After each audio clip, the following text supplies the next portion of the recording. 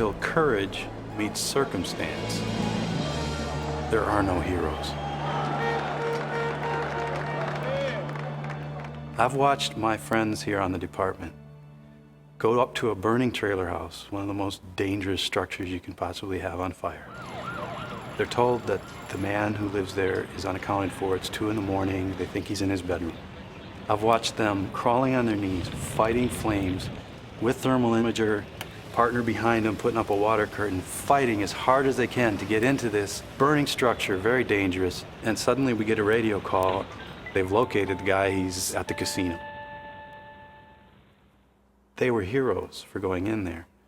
The reason it wasn't on the news is because, as it turned out, no one was in there. If they had come out with somebody, you'd have heard about it on the news. And so the courage it took for them to go in after a guy who turned out to not be there is exactly the same courage it would have taken if they had emerged, as the classic movie scene has it, backlit by the nimbus of flame with the child in their arms. And that happens. But that's the reason that you don't start talking about how brave you are or what a hero you are, because everybody on the department at some point has made that move, has made that call to go in against those flames, not knowing what's in there. And that's where their heroism arises.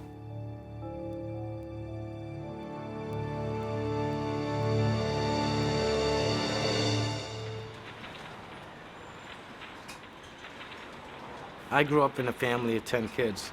My mom was Cook County Deputy Sheriff for 32 years.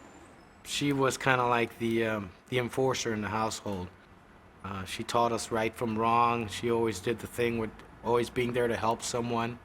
If we ever stepped out of line, she put us back in line. She taught us how to respect life, how to respect people, how to do the right thing.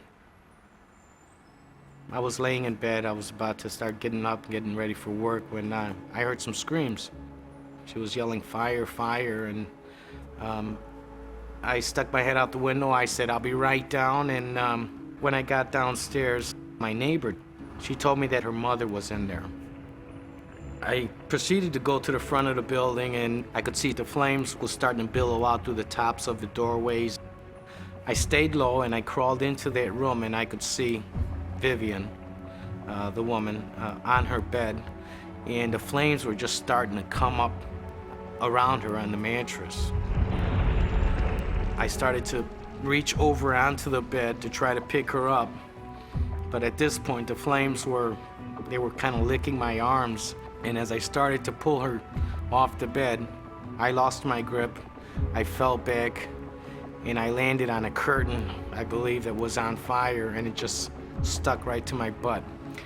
And I kind of jumped up and I went, "Whoa, I better get out of here." At this point, the whole room was on fire. I was starting to feel disoriented. I felt like I was about to pass out. And I don't think I could go anymore. My arm, I could see all the skin was just hanging like glue.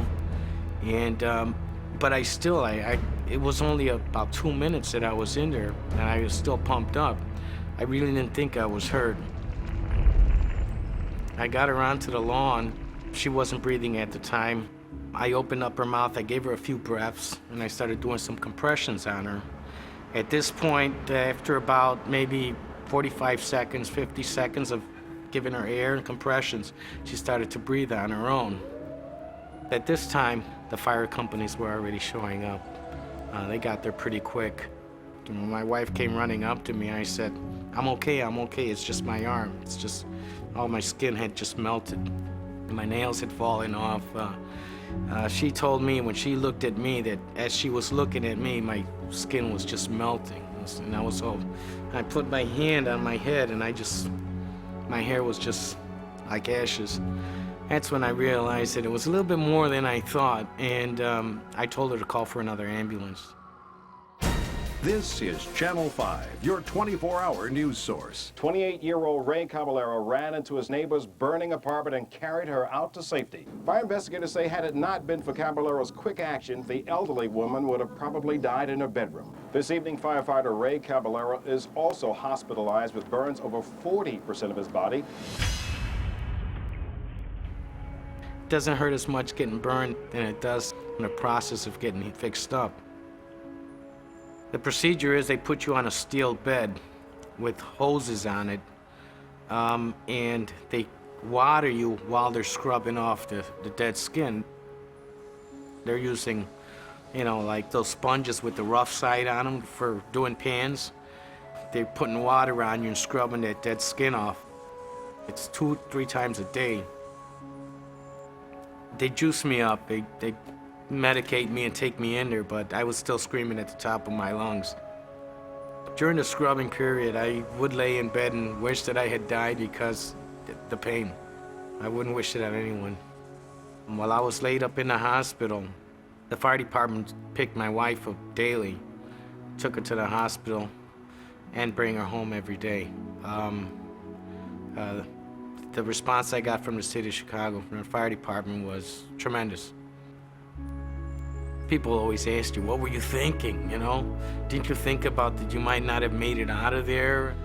Things happen so fast, But I never regretted the fact that that day, I was chosen by maybe the higher power to see what I could do to help this woman, and I feel that I came through and I did the best I could.